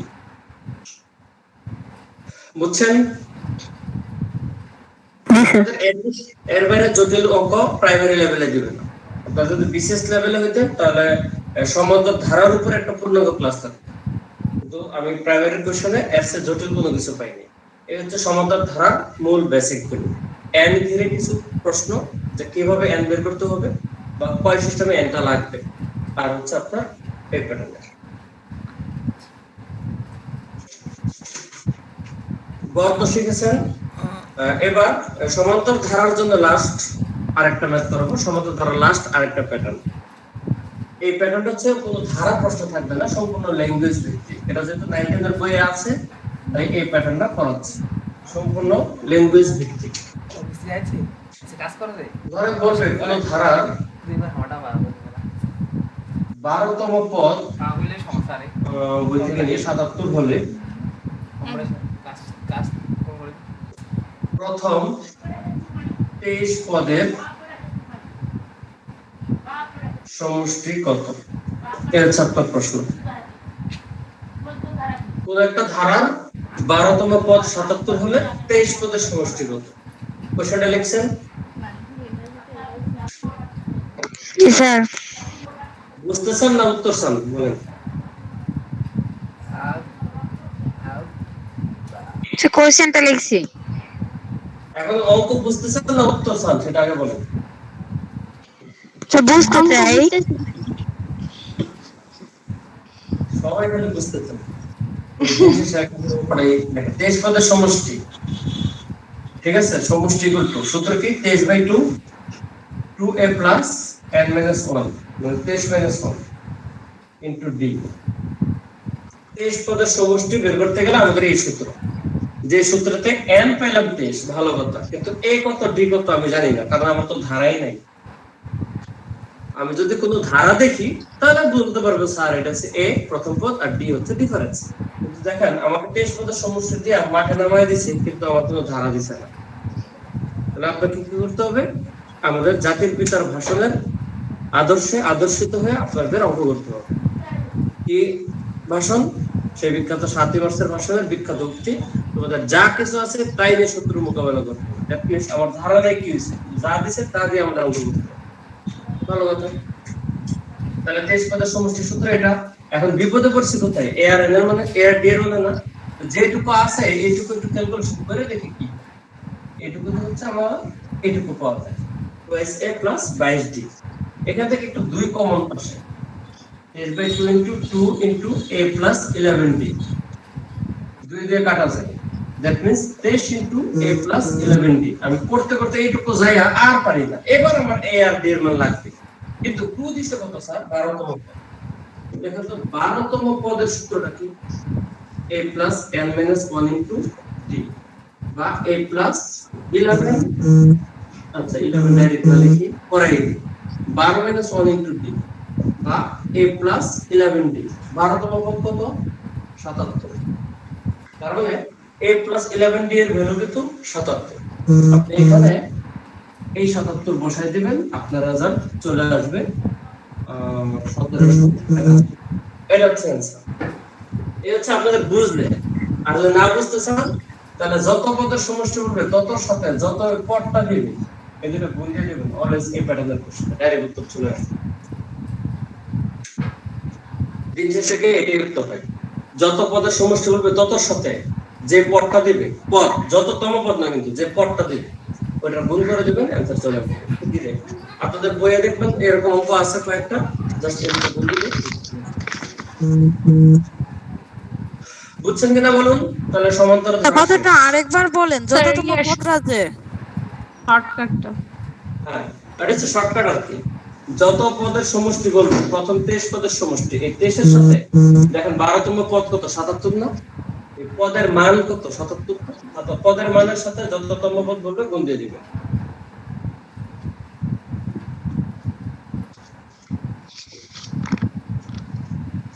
জি স্যার, বুঝছি। স্যার বাকিটা লিখতেছে বুঝতেছি। এখানে একটু বলি স্যার, এখানে a plus 11d এইটা সমান সমান ৭৭ হয়েছে বিদায় আমরা শর্টকাটে এটা করতে পারতেছি। বাট এটা যদি এই মানটা না হয়ে অন্য একটা মান দিয়ে দিল যেটা কিনা এটার সাথে মিললো না, তখন নাকি এরকম হয় না? মানে এমন ভাবে হলো a প্লাস 11টি না হয়ে যদি স্যার আপনার a প্লাস 13টি হইতো তখন তো স্যার আমি এখানে বসতে পারতাম না। জি স্যার, জি স্যার। এটা জানেন? আচ্ছা, ম্যাথ মানে কিন্তু একটা গেমস। ম্যাথ মানে একটা গেমস। আপনাদের বিভিন্ন গেমস যদি এখানে মোবাইলে, তাহলে দেখুন আপনাদের বিভিন্ন টুলস দেয়। সেই টুলস গুলো ইউজ করে আপনি লেভেলটা পার হতে পারবেন। আপনাকে প্রপারলি সেটা ইউজ করতে হবে। এমন কোনো গেমস ডেভেলপ করবে না যেখানে আপনি টুলস এর অভাবে আপনি লেভেল পার হতে পারবেন। এটা হচ্ছে সফটওয়্যার যখন করে। ঠিক ম্যাথমেটিক্স এরকম ভাবে আপনাকে কোনো কিছু করতে বলছে, দ্যাট মিন্স ডেফিনেটলি ওইরকম ভাবে ক্লু দিছে যেন আপনি করতে পারেন। যদি এরকমটা না হয় আপনার পক্ষে কেন, এই পৃথিবী কারো পক্ষে সম্ভব নয় এটা সমষ্টি বের করা। টিচার যেহেতু সমষ্টি চাইছে, উনি এমন ভাবে জিনিসটা ক্লু আপ করবে যেন এটা ম্যাচ খাবে। বুঝছেন? জি স্যার, ধন্যবাদ, বুঝতে পেরেছি।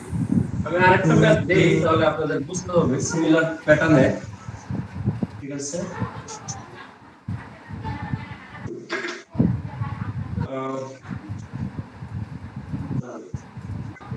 বইদের ভিতরে লিখি। এটা হচ্ছে সমান্তর ধারার এই যে 16তম পদ। 16তম পদ দেয়া আছে হচ্ছে -20 হলে প্রথম 31 পদের সমষ্টি কত? এই হচ্ছে আপনার কোশ্চেনটা। বলো তো কার লগে কি গুণ হবে? 30 এর সঙ্গে -20। 31 এর সঙ্গে -20 গুণ দিয়ে দিবেন 620 মাইনাস এর অ্যান্সার। বুঝছেন? সহজ সহজ।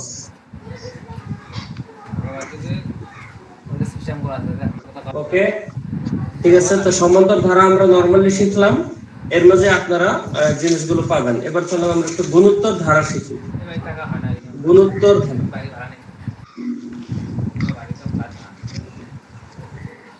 গুণোত্তর ধারা তো স্যার 20 এর সাথে কি 31 গুণ করে দিব? -20 এর সাথে 31 গুণ দিবেন। 20 কেন? -20। হ্যাঁ হ্যাঁ, -20। আর কিছু আছে সমান্তর ধারা নিয়ে কোশ্চেন? এটুকু বুঝলে আপনারা বইয়ের অঙ্ক পুরো করতে পারবেন। গুণোত্তর ধারা পরীক্ষাগুলোতে তেমন জটিল বেশি কিছু প্যাচ নাই। এখানে যেমন অনেক রকমের একটু পেঁচানো আছে, কিন্তু গুণোত্তর অঙ্কগুলো একেবারে সিম্পল থাকে। হয় তমপদ বের করতে বলে, নতুবা আমাদের সমষ্টি বের করতে বলে। তাহলে এটাও তো একটা গুণোত্তর ধারা। আমি লিখেছিলাম কি যেন ভুলে গেছি, 2 যোগ 6 যোগ 12 যোগ 24 এরকম ভাবে মনে করেন একটা গুণোত্তর ধারা আছে। তাহলে এটারও n-তম পদ আছে। সমান্তর ধারার n-তম পদ ছিল কি a plus n minus 1 into d, কিন্তু এটার n-তম পদের সূত্র হচ্ছে a r n minus 1। আপনারা 9 টাকার বইয়ে পাবেন a q n minus 1। ঠিক আছে, কিন্তু একটু ইন্টারমিডিয়েট লেভেলের বা হায়ার স্টাডিজে পাবেন a r n minus 1, কারণ r বলতে বোঝাচ্ছে রেশিও, অনুপাত। r মানে হচ্ছে অনুপাত। সমান্তর ধারার সূত্র a plus n minus 1 into d ছিল n-তম পদের, সেখানে a ছিল প্রথম পদ, এটারও a প্রথম পদ, সেখানে n ছিল তম পদ, মানে যততম পদ ছিল n, এটারও n যততম পদ, কিন্তু এটা d কি ছিল? ডিফারেন্স। ঠিক আছে, d ছিল ডিফারেন্স অর্থাৎ অন্তর। নাম কি? সমান্তর। তাহলে এবার যেহেতু গুণোত্তর ধারা, যে গুণোত্তর ধারা, ধারাটার নাম কি? গুণোত্তর ধারা। গুণ হইতে হইতে ধারা, এটার একটা নাম আছে সমানুপাত ধারা। এই ধারাটাকে আরেকভাবে বলা হয় সমানুপাত ধারা, অর্থাৎ সমান অনুপাতে সে সামনে সামনে যাচ্ছে। তাহলে এই ক্ষেত্রে হচ্ছে রেশিও। ঠিক আছে, এই আর এর মান বের করতে হয় দ্বিতীয় পদ ভাগ প্রথম পদ। এটা হচ্ছে আর এর মান 3। মানে পরের পদ ভাগ পূর্বের পদ। আগে যেমন বিয়োগ করতে হতো, এবার ভাগ করে আর এর মান বের করতে হবে। তাহলে n আগের মতই, যততম পদ করবে n, a আগের মতই, প্রথমটা a, পার্থক্য হচ্ছে সমান্তর দ্বারার সাথে গুণিত দ্বারাই, সমান দ্বারা সেটা যোগ হয়ে যাবে, এবার গুণ হয়ে যাবে। ওইখানে d লাগে, এখানে r লাগবে। d বের করতে বিয়োগ করে ডিফারেন্স, এজন্য সমান অন্তর, আর গুণিত দ্বারা লাগবে হচ্ছে r এর মান, অর্থাৎ ভাগ করে, পরেরটাকে আগেরটাতে ভাগ করে দেব। বুঝছেন কথাটা? জি স্যার।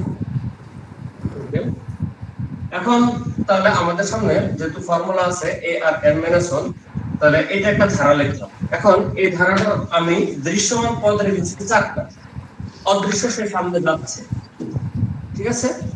অদৃশ্য সে সামনে যাচ্ছে। এখন এই ডট ডট ডট ডট দিয়ে যদি আমি ফিনিশিং না টানি, ডট ডট চলমান থাকে, তখন কিন্তু এই ধারাটার নাম হয়ে যাবে অসীম ধারা।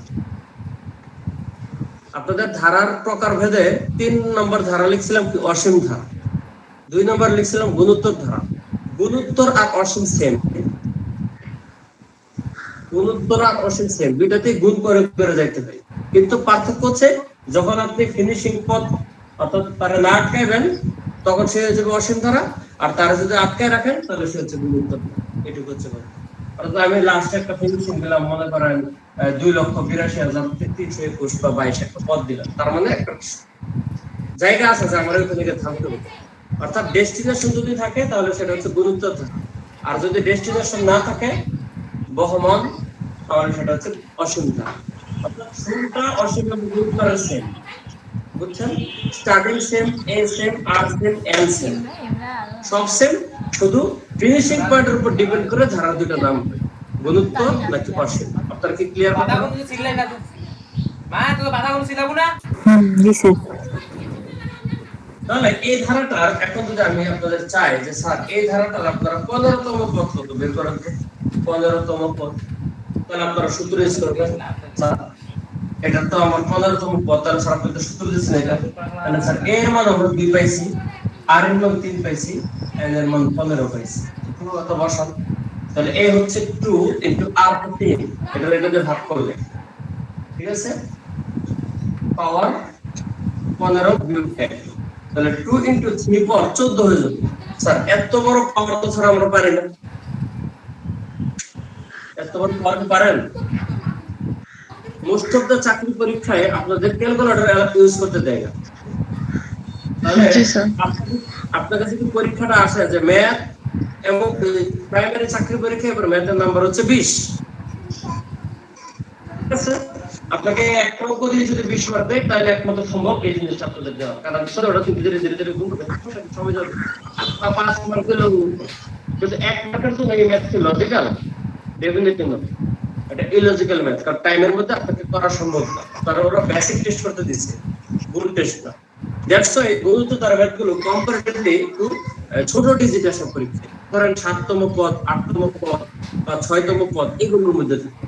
অর্থাৎ পদের নাম্বারটা বড় হয় না, কারণ যততম পদ দিবেন পাওয়ারটা তো তত হয়ে যাবে।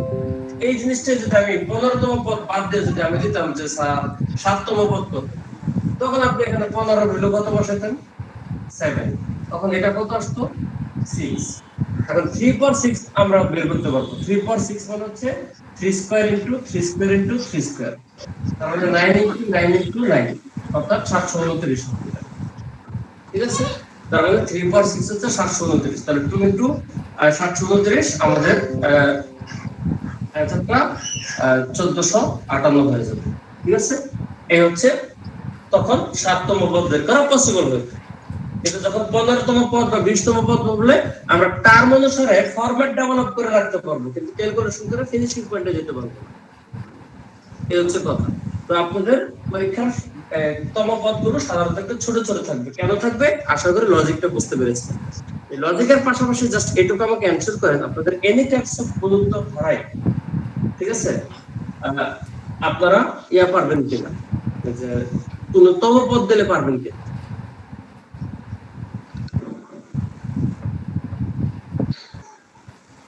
স্যার তম পদ দিলে তো। তাহলে এবার আসেন সমষ্টি।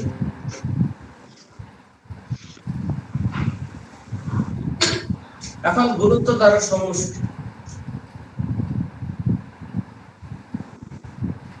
সমষ্টির দুইটা সূত্র, a into r to the power n minus 1 by r minus 1, আবার আরেকটা সূত্র আছে a into 1 minus r to the power n by 1 minus r।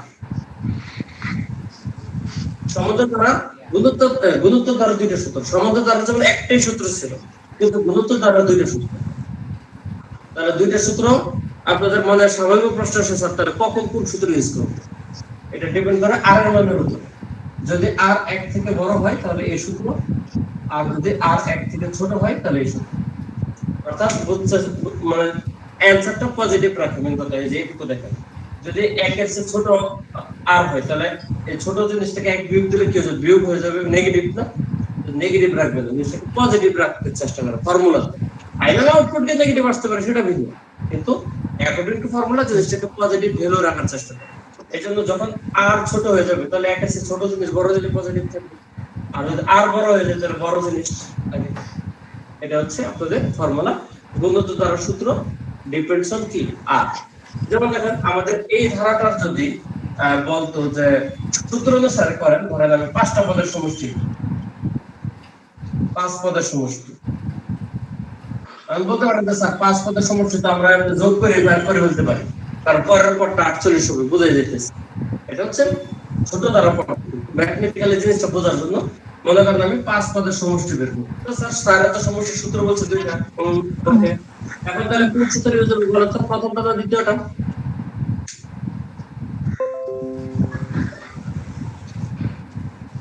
সূত্র কোনটা ইউজ করব, প্রথমটা না দ্বিতীয়টা?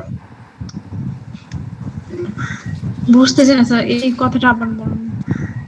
এই যে দেখেন এটা r এর মান কত? 6 ভাগ 2 অর্থাৎ কত? 3 3। এই 3 কে কাছে বড় না ছোট? 3 5 এর থেকে ছোট। বড় বড় 3 কে কাছে বড়, গ্রেটার দেন 1, তাহলে সূত্র হবে এটা। তাহলে এই সূত্রে আপনি মান বসাবেন, a এর মান কত? 2 ইনটু r এর মান কত? 3 3 টু দি পাওয়ার 5 বিয়োগ 1 বাই হচ্ছে r কত? 3 3 বিয়োগ 1, এই হচ্ছে ফর্মুলা। স্যার 6 ভাগ 2 কেন হয়েছে? অনুপাত। আচ্ছা এতক্ষণ ধরে কি করলেন? অনুপাত মানে কি? দ্বিতীয় নাম্বার প্রথমটা। ভাগ তাহলে 3 টু দি পাওয়ার 5 হচ্ছে 243 বিয়োগ হচ্ছে 1, ভাগ হচ্ছে 3 বিয়োগ 2 1, অর্থাৎ 2 এই 2 কাটা, তাহলে 243 থেকে 1 গেল 242। এই হচ্ছে আপনাদের অ্যানসার। যদি কোনো সমষ্টি বলে আপনার সূত্রটা ডিপেন্ড করবে কিসের মানের উপরে? r এর মানের উপরে। r এর কাছে বড় হলে এক সূত্র, ছোট হলে আরেক সূত্র। আপনি যদি সূত্র জানেন তাহলে আগের মতোই দেখেন, প্রশ্নের দিকে তাকালে আপনি দুইটা জিনিস পাচ্ছেন, এই পাচ্ছেন, এই r পাচ্ছেন, দেখেই বোঝা যায়। কিন্তু আরেকটা কি দরকার? m দরকার।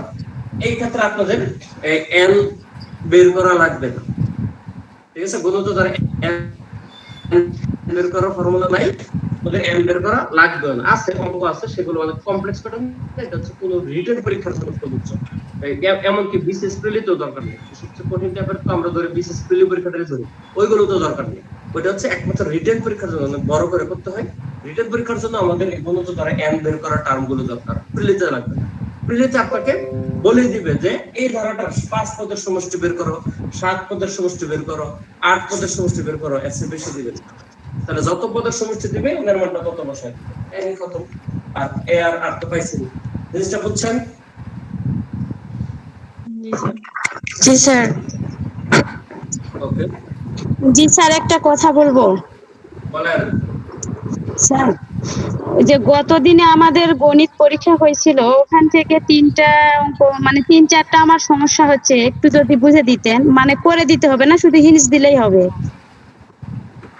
আজকে ক্লাসে তো শেষ হচ্ছে না, আমি তো আপনাদের একটা কথা বলছিলাম, আপনাদের যা জি। ম্যাথ পড়াই আমার কাছে ডকুমেন্টস এর অভাব নেই, বুঝছেন? তো আপনারা যদি এই ইনফর্মটা আগে করেন যে স্যার কোশ্চেনের এত এত নাম্বার সলিউশন, ঠিক আছে? জি আচ্ছা ঠিক আছে, আপনাদের একটা কাজ করব, এটা কত কত নাম্বার বলে দেন, নেক্সট টাইম আমি বলছি স্যার 11 নাম্বার, তারপরে হচ্ছে আমার শেষ করতে দেন কথাটা শেষ করতে দেন ভাই। আপনাদের আচ্ছা। পরীক্ষার সময় হবে না, হবে তো? জি নেক্সট টাইম প্রশ্ন করব। আপনাদের তো এবার সলিউশনটা কি দেওয়া হয়েছে? শুধু ক খ গ ঘ এরকম দেওয়া হয়েছে না? জি নেক্সট টাইম আপনাদের সলিউশন সহ সমাধান দিয়ে দিব, মানে উত্তরটা সমাধান সহ দিয়ে দিব। এটা হচ্ছে ভবিষ্যতের জন্য করণীয় বলে দিলাম যে আপনাদের সুবিধা হবে। আর যেটা হয়ে গেছে অলরেডি এটার নাম্বার গুলো আপনারা, আমার তো এই যে এখন তো মন থাকে না, নাম্বার গুলো একটু ওই যে ওই ভাইয়াকে বলে দিবেন, উনি আমাকে মেসেজ করে দিবে। আমি আজকেই বা কালকেই পারবো এরকম গ্যারান্টি দিতে পারি না, বাট এক সপ্তাহের মধ্যে চেষ্টা করবো যে উত্তরটা দিয়ে দিতে। আমি ভাই পার্সোনালি খুবই বিজি একটা পারসন, ঠিক আছে? জি স্যার। অনেক ব্যস্ত একটা মানুষ, এই জন্য চেষ্টা করবো আপনারা সময় গুলো দিয়ে। এখন ক্লাসের টাইমটা নষ্ট করার দরকার নেই, আপনাদের যেহেতু ক্লাস নিয়েছি জাস্ট সমাধানটা দেখলে কিন্তু আপনারা বুঝে যাবেন। জি জি আমি সমাধানটা সলিউশন সহ বাইরে বলে দিই। ভাইয়া আজকের ক্লাসে কি রেকর্ড হচ্ছে? জি আপু, ফুল ক্লাস রেকর্ড হয়েছে, সমস্যা নাই। আপনারা কি ক্লাস রেকর্ডও করেন? ঠিক আছে ভাইয়া, আজকে ওই তো ক্লাসটা ওই তো ভালো স্যার, করে করতে পারিনি লাস্টের দিকে। ও যারা যারা আর স্যার, রেকর্ড করা থাকলে বলবেন না, ঠিক আছে? তাহলে তো আমার কথাবার্তা একটু সেন্সর মারতাম। হাই হাই কি না জানি স্যার, বলে দিই। অনেকে ক্লাস মিস করে, তো তাদের ওদেরকে রেকর্ড দিয়ে, বুঝছেন?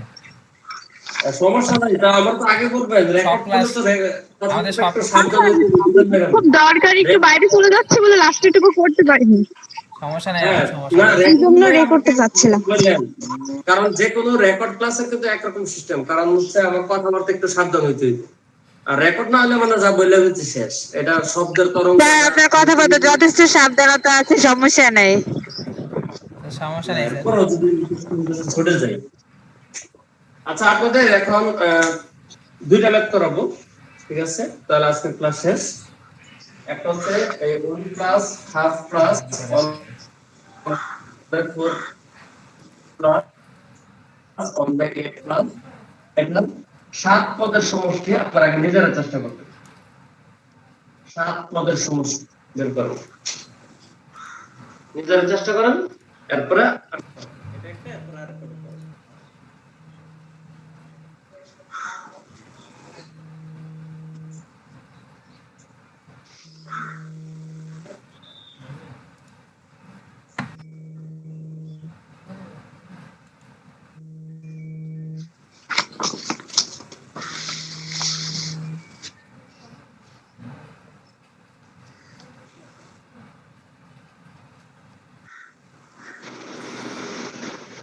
স্যার প্রথমে কি হাফ প্লাস হাফ লিখছেন স্যার প্রথমে? 1 না, 1 প্লাস হাফ, 1 প্লাস হাফ। হ্যাঁ হ্যাঁ আচ্ছা।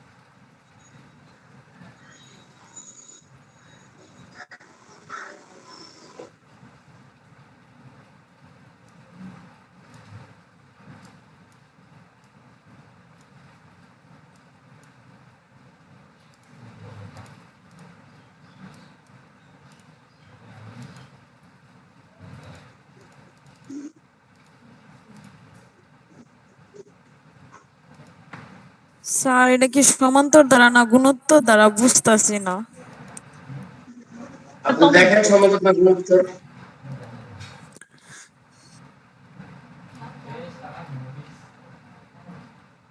গুণোত্তর ধারা সমান্তর কেন হবে? এটা থেকে এটা বিয়োগ দিলে হাফ, হাফ থেকে এটা বিয়োগ দিলে গুণোত্তর ধারা।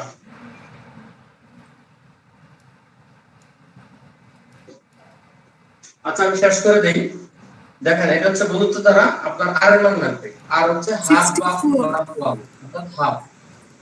আর এর মান হচ্ছে হাফ, যেটা 1 থেকে ছোট, ঠিক আছে? হাফ 1 থেকে ছোট, এইজন্য সমষ্টির সূত্র হবে a * 1 - r^n/1 - r, এই ফর্মুলা। তো a এর মান 1 * 1 - r, আর হচ্ছে have to the power n, মানে হচ্ছে 7। 7 পদের সমষ্টি ভাগ হচ্ছে 1 - হাফ। ক্যালকুলেশন শেষ। 1 তো কাহিনী বাদ, তাহলে নিচে দাঁড়াচ্ছে হাফ। হাফ থেকে মানে 1 থেকে হাফ গেলে তো হাফ, আর এটা হচ্ছে 1 মাইনাস 1/2 পাওয়ার 7। তাহলে 1 মাইনাস 1/128 বাই হাফ। আপনাদের 2 পাওয়ার 10 পর্যন্ত মান মুখস্থ করতে হবে, আর 3 পাওয়ার 7 পর্যন্ত পাশে বের করে করে মুখস্থ করবেন। 2 পাওয়ার 7 আর 3 পাওয়ার 7 সূচক লগা কাজে লাগবে। 2 পাওয়ার 10 আর 3 পাওয়ার 7 যেটা মুখস্থ করতে হবে। তো 2 পাওয়ার 7 মানে হচ্ছে 128। তাহলে বাকি ক্যালকুলেশন আশা করি নিজেরা করতে পারবেন, নাকি করে দেওয়া লাগবে? 128 বিয়োগ 1 ভাগ হচ্ছে 128 ইনটু 2, কারণ এই যে হাফ উপরে গুণে 2/1 হয়। তাহলে 2 দিয়ে এটা কাটলে 127 ভাগ হচ্ছে 64, এটা आंसर করে দিলাম। এটা হচ্ছে এরকম যদি 7 পদের সমষ্টি বলে, ঠিক আছে?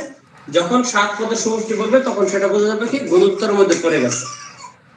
আর যদি আপনার এরকম হয়, এটা বুঝছেন কিনা বলুন, এটা ক্লিয়ার কিনা? স্যার আমি নিচেরটুকু ক্লিয়ার না। স্যার সূত্র বুঝতে পারছি, কিন্তু ওই যে 1 মাইনাস হাফ স্কয়ার যেটা এরপরে কিভাবে করছেন? এটা 1 মাইনাস r, r এর ভ্যালু কত? হাফ না? r এর ভ্যালু কত? এই জন্য 1 মাইনাস হাফ।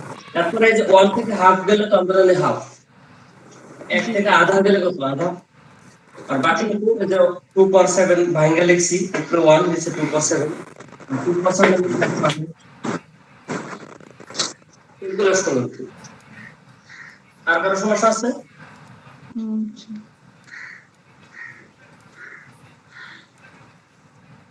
প্রবলেম?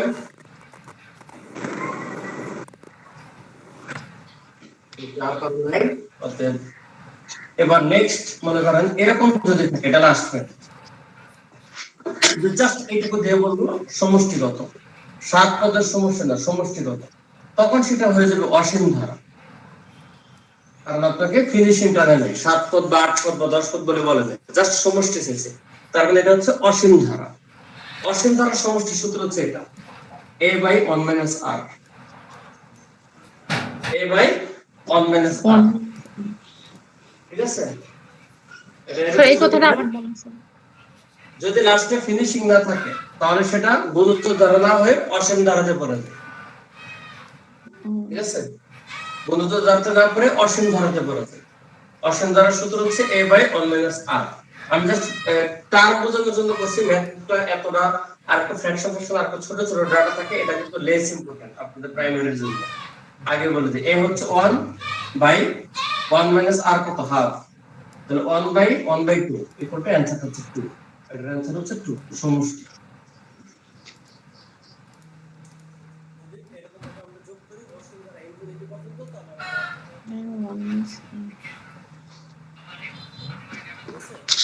আজকের মতো ক্লাস শেষ, নেক্সট উইক টপিক জানাই দেব, আর আপনারা একটু কমেন্ট করে দেন। স্যার সাউন্ড নাই। আল্লাহ হাফেজ।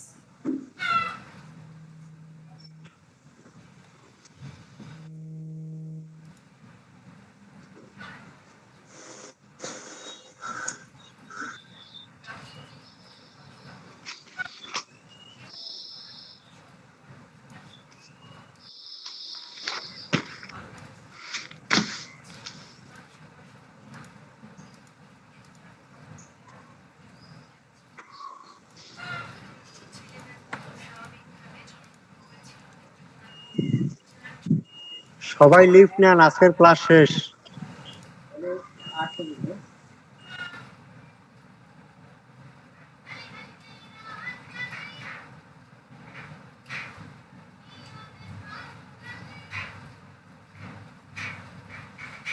স্যার তো হুট করে বের হয়ে গেল, কি ব্যাপার বুঝলাম না।